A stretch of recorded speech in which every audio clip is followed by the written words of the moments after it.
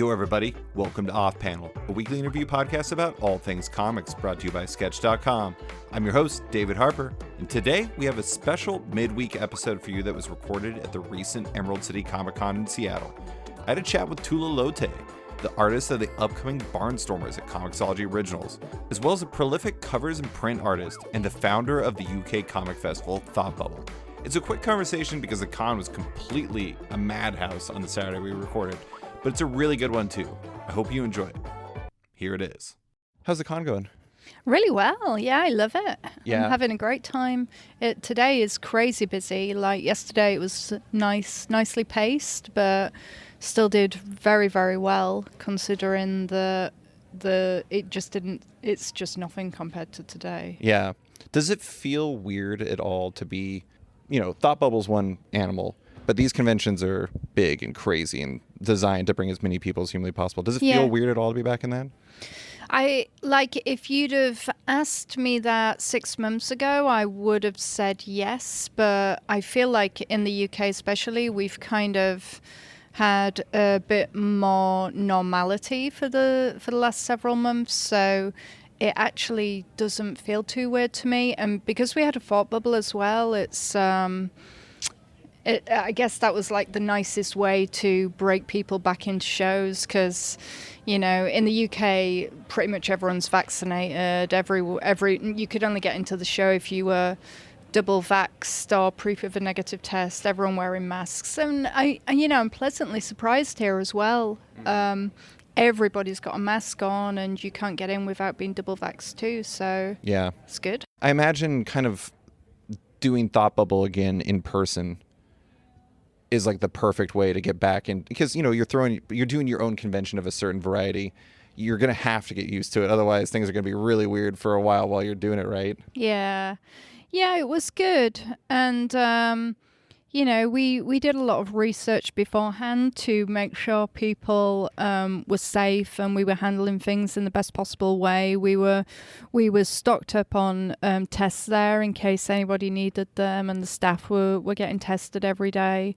So it's fantastic. And, after the show, like when you've got so many thousands of people together in one space, we didn't have a single report of somebody catching COVID. That's amazing. Yeah.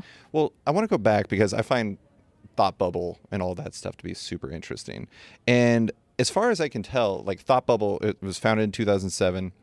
It seems like it was partially you wanted to have a cool event, but also you just really kind of want to spread the love of comics to everyone, but also more specifically to like kids who are trying to find something to read. Was that kind of like the story behind it? Yeah, that's absolutely it. It's kind of getting the younger generation to embrace an art form that I love, because my dad bought me my first comics when I was 7, and I'm dyslexic, so I always struggled with school and reading, and that was my way in. And not only did the comics that I loved help educate me, but they just opened up this whole new world. I always loved art, and I've always drawn, and I just wanted to draw like these people. And so yeah, when I started Thought Bubble, I was kind of I wanted to build a community based around the medium that I love, but I also wanted to use it as a tool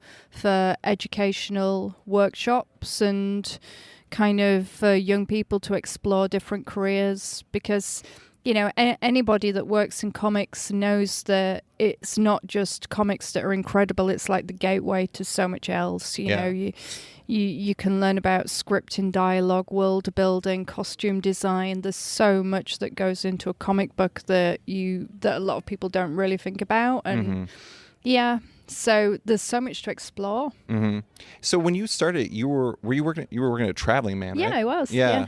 I always think it's interesting the perspectives of people who work in comics that started kind of on the comic shop side, because I feel like it kind of shifts your view a little bit and makes you view the medium in a little bit of a different way. Like, how did that affect you as like an eventual comic artist yourself? Do you feel like that played a big part in your passion for the medium and everything? Oh yeah, I mean, so I worked in 3 comic shops before I started Thought Bubble, and obviously when you have the mindset as a retailer, I mean, working in comic shops, it kind of gave me, I guess it improved my business brain. You're kind of seeing what sells, how to present stuff, you're dealing with the public, and all of those skills are really important. Retail's really important. And so, you know, you learn about what kind of formats work in shops, what retailers like to order, what is easy to sell and hard to sell. And but, you know, on another level, I've never really gone into my artwork thinking about that kind of stuff. Yeah. What would sell and what wouldn't and what would appeal. I've just kind of always done what I wanted to do. And I think that's the same with anyone, really. You've just got to do what you love, and it will either resonate with people or not. I think if you try to like reverse engineer it, that's probably, Yeah. I mean, maybe it could succeed, but it also seems like a way, like I feel like people have a tendency of being able to sniff that type of stuff out where it doesn't feel like it's really a passion. Yeah, it's not authentic. I think it's really interesting. Like I was reading about some of your influences and like some of the people that have inspired you, like more design side, like Chip Kidd, and then like people like Bill Sienkiewicz. And then also like, I have this theory that basically the most prominent influence for comic artists that very rarely gets talked about is basically like the Saturday Evening Post people, like Leyendecker and then like, you know, obviously like like Norman Rockwell, obviously slightly different, but like the classic illustrators from like the 40s, 50s, and 60s. I'm a massive fan of all that stuff. Yeah, and then like Dave McKean, just a wildly different mix. I am interested in like, obviously this is a huge mix of influences, but how did that stuff affect you and help you figure out who you wanted to be as an artist as you were moving down that path? I guess I never really thought about who I wanted to be as an artist. I just had those as inputs almost, and they just... Yeah, it's kind of... I think it's the same as anyone that's kind of drawing or creating something. You influenced by so much around you, and you tend to absorb it without fully knowing, or I absorbed it without fully knowing or understanding what I wouldn't use. And I think the thing that's influenced my art above anything else is just trying to draw very well and just being really fascinated in human emotion and how to present it and to be able to capture that. And so when I'm working, I really feel what I'm drawing. Like when I'm drawing somebody's face and they're angry, I can like feel myself like making weird angry faces, and I don't even luckily I draw alone. So, yeah. But you know, I think the people that I love, like Bill Sienkiewicz and McKean and all those influences, and the Saturday Evening Post stuff. Mitchell Hooks and all those guys, it's like just loving art and loving people who draw well. It just rubs off on you. And I've always loved like sci-fi and horror and read that stuff growing up as well. So I guess that kind of those genres dictate what I do too. And I'm a big film buff as well, so I was going to bring that up. Yeah, well, we can talk about that. I could go on forever about movies. Well, it's funny because it's like a lot of this, I swear to God, like I don't even understand how it keeps happening, but your stuff that you did for, oh my God, there's this one, maybe it's even your pinned tweet right now where it's like The Handmaiden. Oh, you did like these pieces related to that, and I don't even know if that was like an actual piece you were doing or if that was just like you felt something when you watched that and you wanted to express that. And it's just interesting because it feels like film is like something you like to celebrate with your art, but also maybe it's like one of those things in your head that influences you without you really thinking about it. Yeah, absolutely. I mean, again, with film, it's kind of any medium where you're completely immersed in someone else's story, and it's excuse me, dark and romantic. Those are the kind of things that appeal to me. It's like you want to replicate that in some way, replicate those emotions or the feelings you get listening to the soundtrack, and so something like that. So when I grew up, I was reading like a lot of the Marvel adaptations, like Sienkiewicz's Dune and Archie Goodwin and Al Williamson's Blade Runner and stuff. And it's like they're capturing a piece of the movie, something that they loved, and it's like you're doing something that's part of a bigger picture. I absolutely adore that, because I love film so much. But that's kind of the reverse of movies taken from comics too. I think they just complement one another so much. Mm-hmm. So yeah.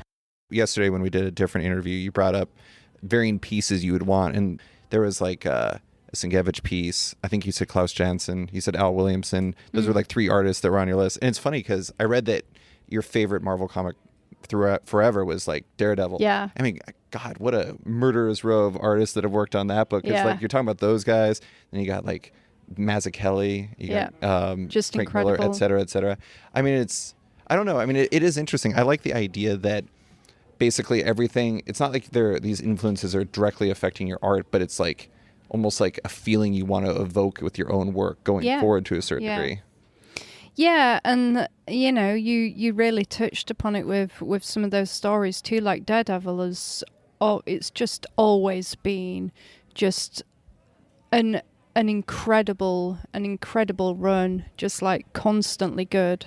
And it's always been kind of dark and spiritual, and that's always really appealed to me. I love those stories, especially the stuff where Elektra turns up. That's, like I was saying, it's dark and romantic, like Blade Runner. It's just the kind of dark romantic love with these thriller elements all going on. And, when it touches on the spirituality, when they're trying to resurrect her, they're just really incredible stories. Absolutely.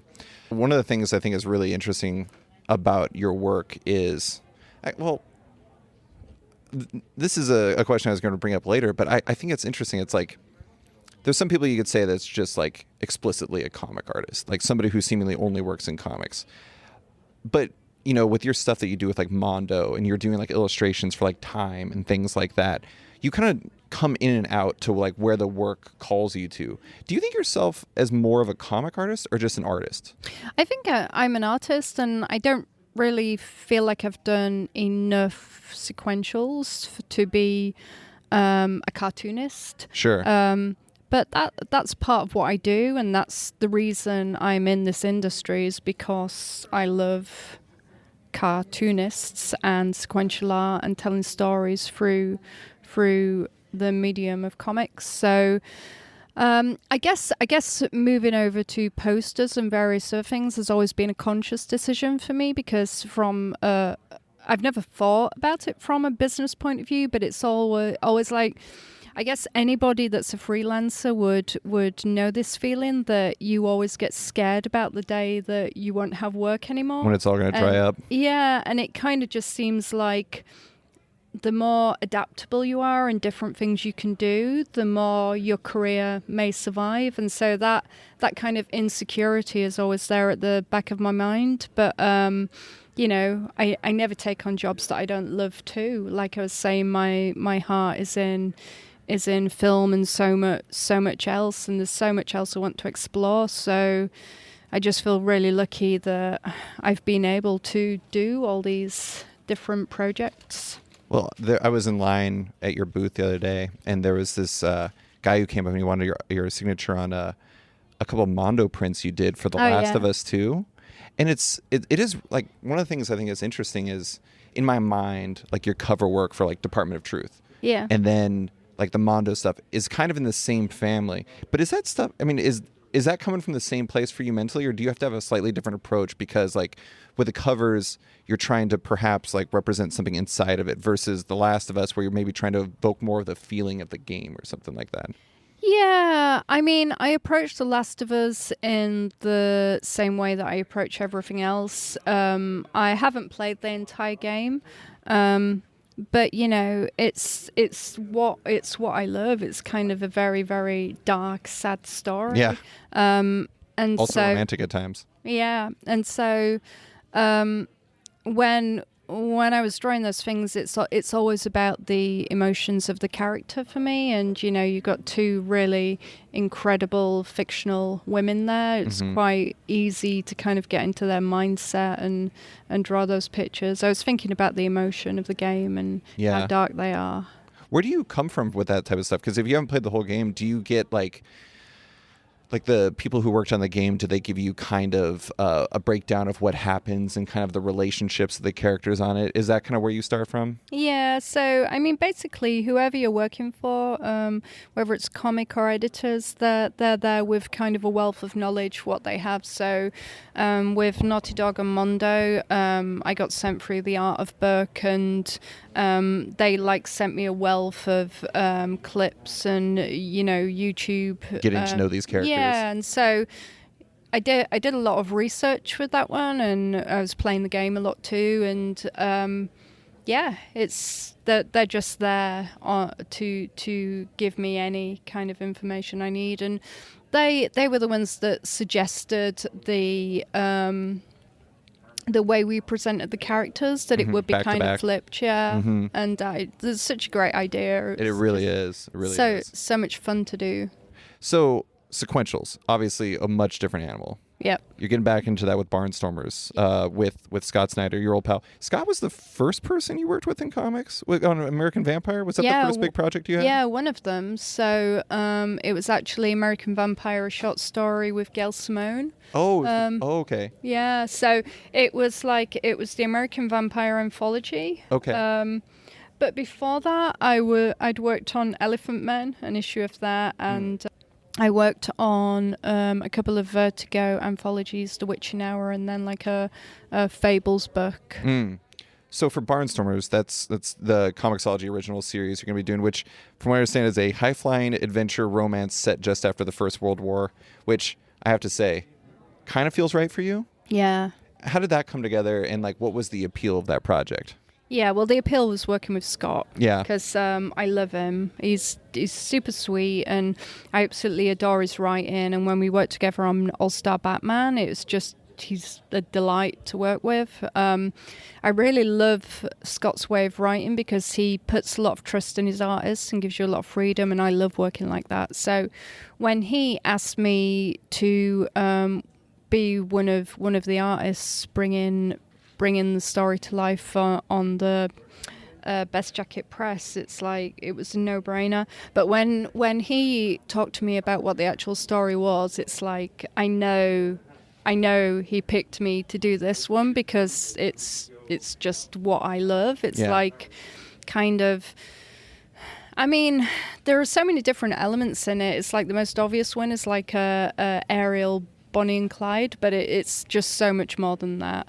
It's a dark romance adventure with elements of Indiana Jones, which I absolutely love, and just kind of dark storytelling. Two lovers being chased across the Midwest while they're robbing houses. So, and it's, you know, old style kind of vintage Saturday night Evening Post style illustration, and you know, I absolutely adore film noir as well. So even though predominantly with film noir you're dealing with like the 1940s, and this is the end of the 1920s, early 1930s, it's kind of that classic style of drawing. I love it. Oh my God. I mean, I know a lot of artists try to tailor projects, or excuse me, writers try to tailor projects to the artists they work with as much as they can, but I don't know if Scott possibly could have tailored it more to you. Yeah. It's really exciting, and when he sent me the script through, he was saying, "I want you to make this yours." Kind of think of my script as a template, and you go wherever you want with it. If you want to go in a different direction, and I mean, what is written is so perfect. I don't want to change anything, but I absolutely love having that freedom. Yeah. So we talked about the prints and like the kind of more illustration type work, like covers and prints and everything like that. I mean, sequentials is all about storytelling. Does that feel immensely different for like your artist brain, like getting into that and getting into the storytelling and everything like that? I guess when you're creating a cover, you're telling a story too, but the difference with sequentials is that that for me they're very hard. It's difficult. And there are so many things you have to, on like most basic level, you know, you have to make sure that your characters are positioned in a way where the person who speaks first is nearest to the left corner of the page and that it's going to flow correctly. You have to think about your, for want of a better word, camera angles, that when you're drawing the characters from different angles, it's flowing properly. That, yeah, it's complex. I think what goes into making a great comic is very complex, and it's hard, but I love it. And I know that when I'm working on sequentials, I'm going out of my comfort zone and I'm doing new things and I'm learning and I'm pushing myself, and I love that. That's something I love to do as an artist, or just period? Yeah, just generally. It's like I always remember when I was having some problems in my early 30s and just having a bit of a difficult patch like we all do. But there's this book called Feel the Fear and Do It Anyway. And that's always been the kind of person I am. It's like a lot of things scare me and I can lack confidence, but I tend to just dive in and do stuff anyway and push myself. Do you feel like this might be a oversimplification of the difference between the two, but do you feel like to a certain degree when you're working on like a print or a cover or something like that, that once you figure out the concept, that maybe it's a little bit more instinctual because you've done so much of it, but with sequentials that maybe you have to more actively think about it? It's like, you know, it requires a little bit more brain power. Is it sort of different in that way, or is that an oversimplification? That's exactly what it's like. I mean, everything that I do is instinctual, but when you're doing something that's harder, I guess that's one of the difficulties, that it has to remain instinctual and you don't want to go into something overthinking it.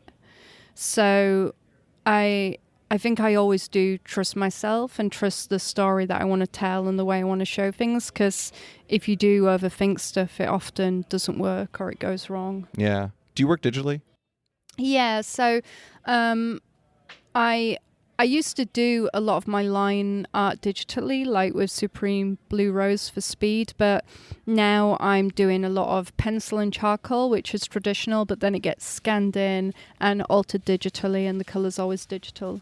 Digital is so fascinating. I mean, sometimes this can be sometimes it's a blessing and sometimes it's a curse, because I feel like if you overthink art and you're a digital artist, that undo button, you know, trying to get it perfect, trying to do that. Like I remember who it was, like I think it was Michael Lark. Yeah. I talked to Michael Lark about inking, and he said that he can never get used to inking digitally because it's hard to have those happy accidents that you can have with ink.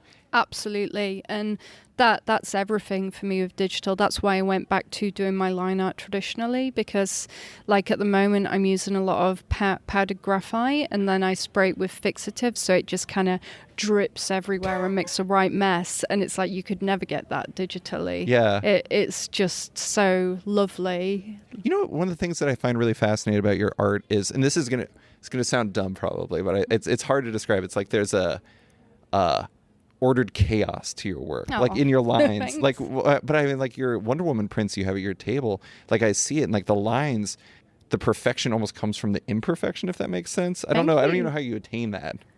Thank you. Well, that's exactly what I want. It's nice. Like,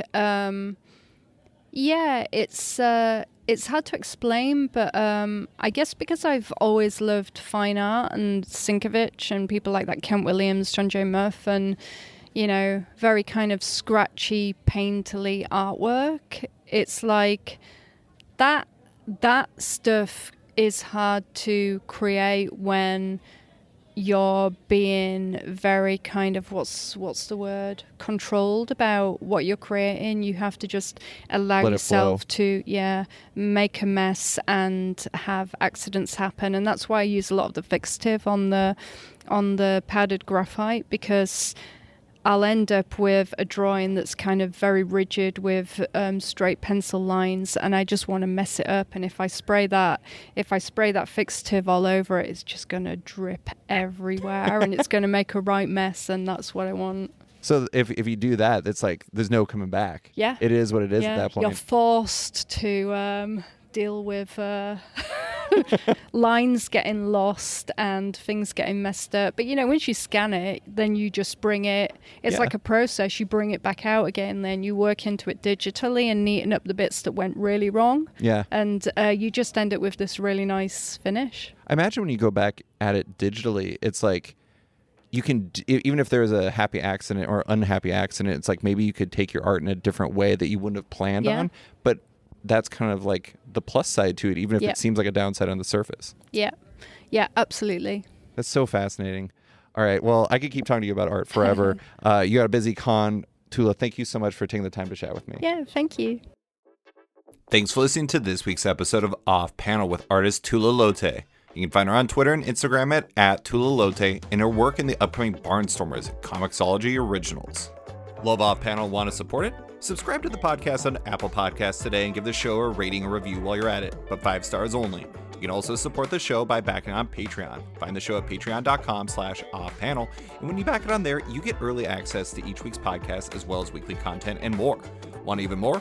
Subscribe to my subscription comic site, Sketched at sketch.com, for long-form articles, interviews, and the rest of the site's content and its members-only forum.